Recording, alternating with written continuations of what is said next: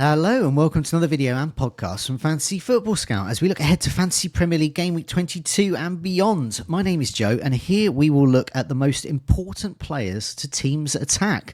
Who is hogging the goals and assists?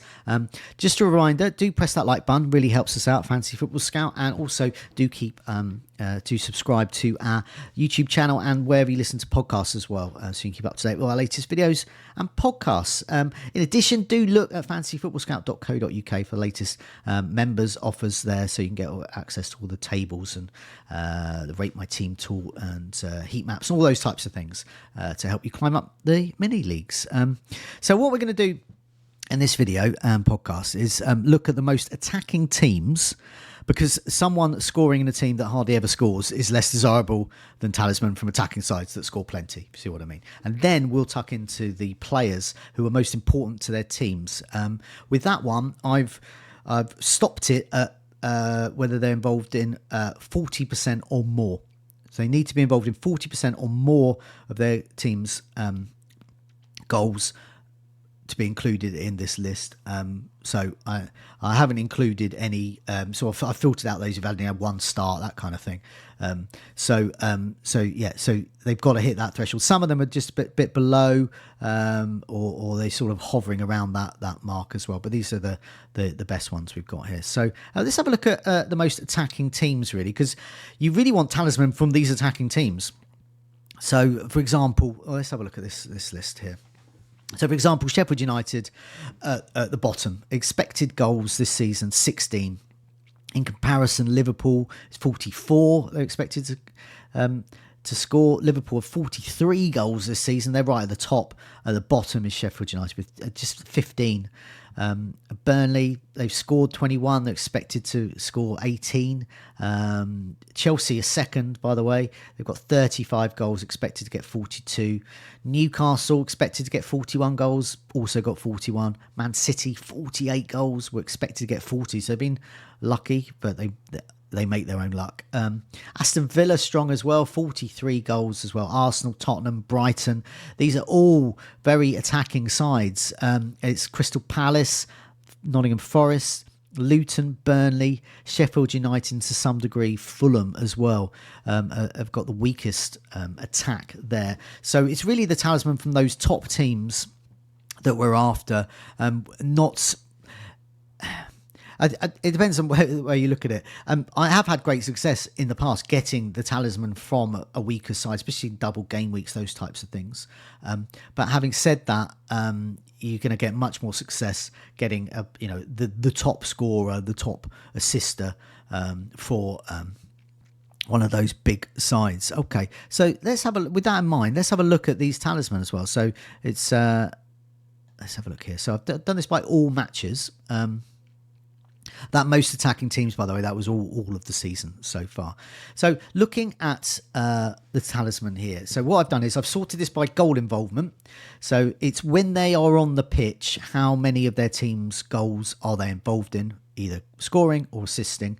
I've also included things like corners, crosses, how many goals they've got, how often they've started, and assists as well. And top is Chris Wood, goal involvement of 73%.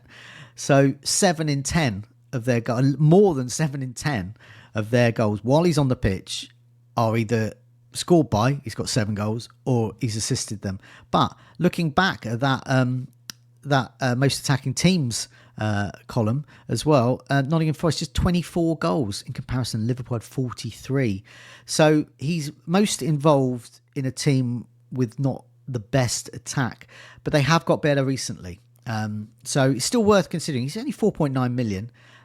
He did play a lot of extra time in the FA Cup replay during the preparation for Game Week 22. So it remains to be seen. But he should start Game Week 22. Should lead the line there, and could be great asset. I know those have got him in the past. I've targeted him when he was at Burnley because he was the talisman at Burnley. He's the talisman at most sides because he's a really prolific goal scorer. When you look at Chris Wood when he retires finally, people will look back at him as one of the Premier League's all-time great goal scorers for a number of clubs. Some he hasn't had huge success with, some he has, particular Burnley, And I think now, really, with Nottingham Forest at the moment. Okay, next up is Lyle Foster at Burnley. Once again, I mean, looking at the Burnley are the second poorest attacking team, just 21 goals. So, but if you think Burnley are going to score one of their few goals, Lyle Foster's your man. 4.8 million. Obviously been out with mental health issues earlier this season, but he's back now. As far as we know, I think he should be fit for the next game week. Goal involvement is 70%. He's had 3 crosses, 4 goals across, and 3 assists across his 11 starts. That's 7 returns, 7 attacking returns in those 11 starts, which is why he's riding so high in here. But there is that caveat: they don't score much. Next up on the list is Neto, Pedro Neto at Wolves. Now, Wolves in that attacking tables are, they're sort of just below mid-table. They've scored 30 goals, expected to score 30. Bear in mind, that's pretty much double Sheffield United. So we're starting to think, okay, now you're talking about a team that can actually get goals. His goal involvement is 62%. Wow. He's only 5.6 million. He's Mr. Assist. He's had 8 assists and a goal across his 10 starts. 25 corners. I'm going to take a little sip here before I mention the number of crosses he's had. 74. I had to do that because I was running out of breath as you were see how many crosses that were. So anyway, he's really, really involved. If you think Wolves are going to score, if they've got double game week, if they've got a great fixture run, Neto's your man. Edouard at Crystal Palace. So a lot of people thinking about getting Eze. Elise's impressed recently as well, but is injured. And Edouard as well has been ticking along very nicely for Crystal Palace. Once again, though, are they an attacking side? Well, Crystal Palace are quite low down, just to 22 goals, expected goals 24 this season.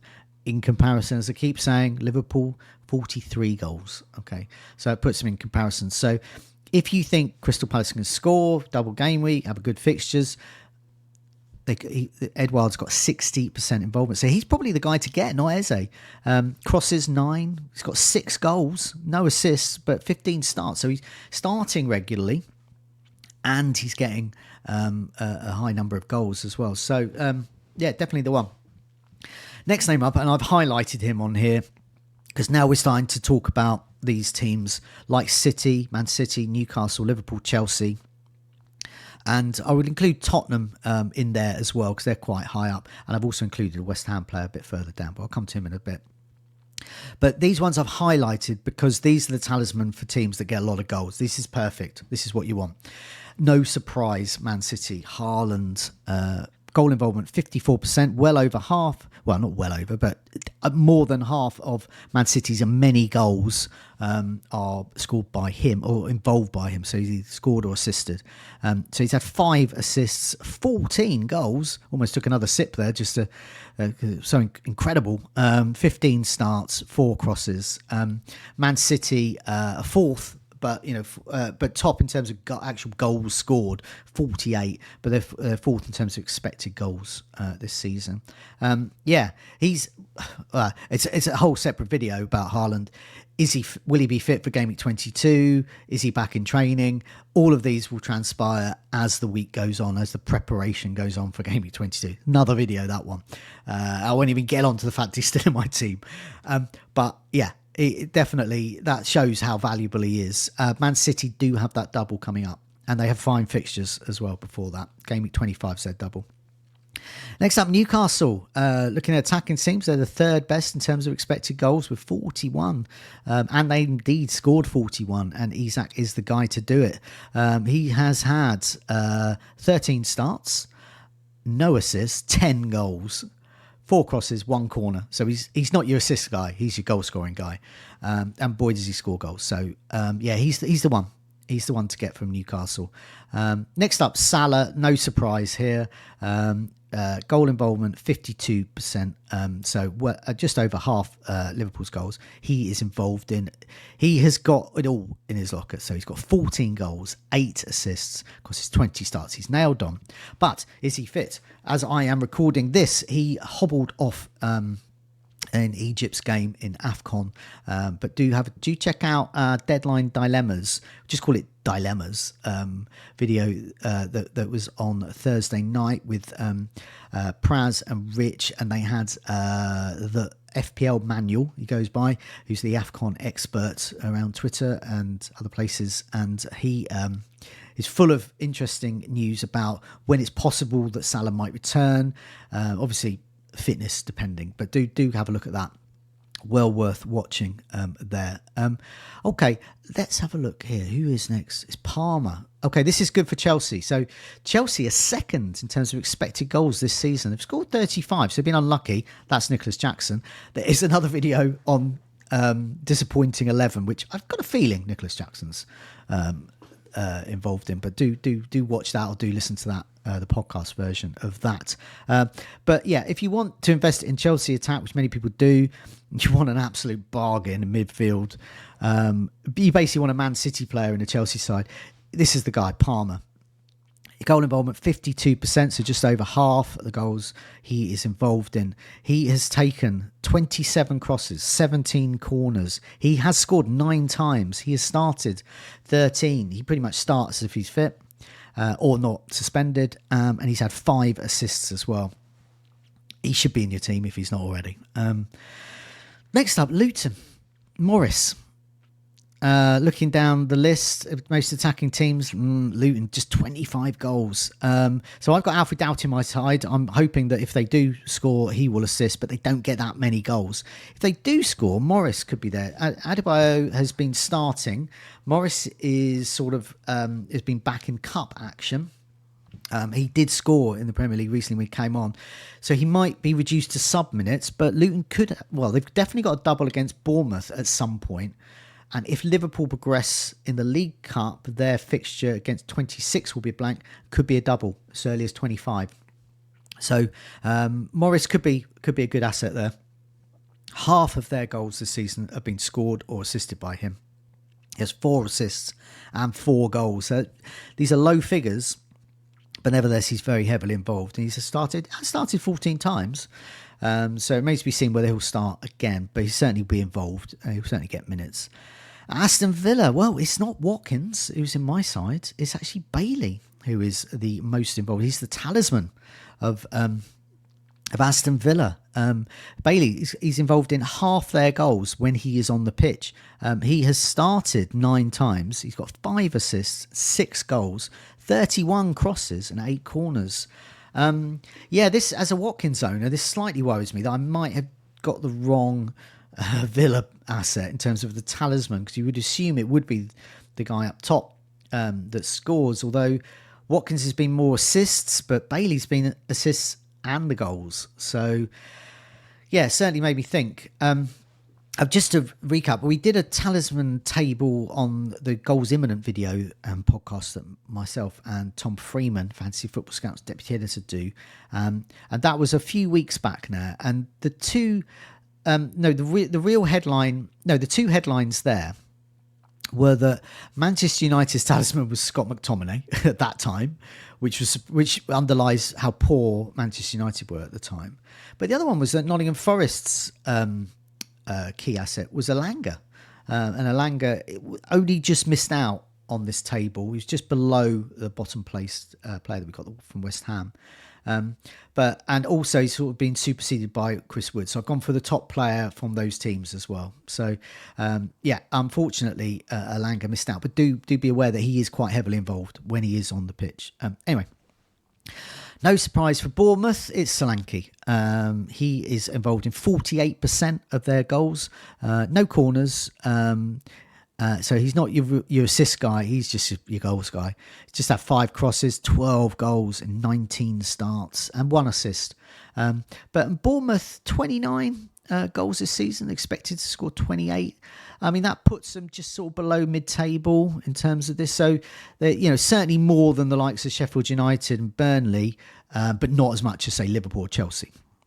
But still not to be sniffed at. He's heavily involved. If you think Bournemouth are going to score, Solanke, chances are, will be on the team sheet, on the score sheet somewhere. Next up for Brentford is Mbomo. He is injured at the moment. He has been involved. This shows how good he's been in Ivan Toney's absence. His goal involvement has been 46%, so getting on for nearly half their goals he's been involved in. He's had 42 corners. I need to take another sip here for these eye-popping stats. 42 corners, 73 crosses. He has scored 7 times and has been on penalties in Toney's absence. 15 starts, pretty much always starts until he was injured, and 4 assists. Now, Ivan Toney's back. It remains to be seen whether Ivan Toney stays at Brentford or whether he ends up, having as impressive stats as Mbomo. But I'm not actually sure when Mbomo returns, not yet. But worth keeping in mind for whenever Mbomo returns. Next up is Sheffield United McBurney, and this is exactly what I was talking about. It's great that he's the talisman for Sheffield United. He's got 44% involvement. He's had 3 crosses, 3 goals, 1 assist, 8 starts. I mean, these are poor stats in comparison. So he is really good, but for really poor attack. So they're hardly scoring. But if they are, he's going to get returns there. I think I would only be interested in him for a double game week, and that is only if Sheffield United have a good double game week, other promoted sides. Other than that, I'm probably not interested. A swerve.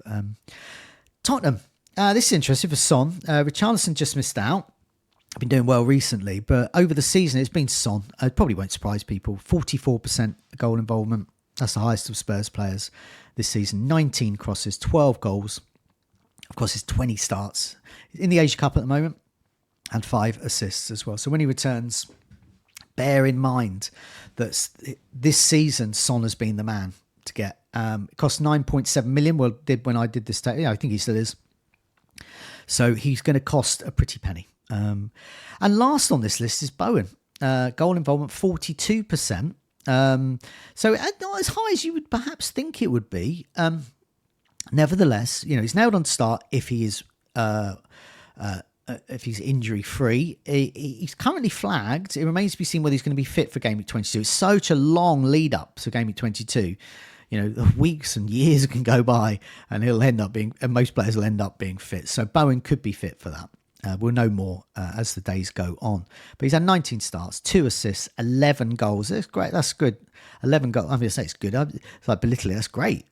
36 crosses, 9 corners. So he's quite involved. He's involved on the assist potential there. I'm not sure who else is going to score. Now, Kudos is AFCON as well. Paqueta is also very creative, and you would hope that Bowen would get on to the end of those balls. But unfortunately, Paqueta is injured at the moment as well. Nevertheless, there he is there. I think it's quite good to do this sort of recap every now and again, because as I said, it does change. When we did it a few weeks back, likes of Elanga popped up, Scott McTominay popped up. I'm not saying people should have got him then, but it just underlies Manchester United didn't really have a talisman at that time, and they don't really now, because there's no Manchester United player on this list. They're all under that 40% mark in terms of goal involvement, so they don't really have a talisman yet. But time will tell. Could be Rashford, could be Garnacho, could be Højlund, could be Fernandes. But we need to. I'll do a recap of this probably on the Goals Imminent video, maybe a separate video like this.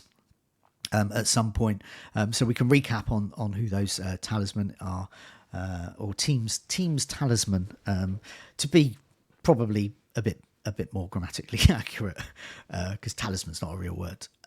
But thanks a lot for your time. Do remember to press that like button. Do remember to subscribe.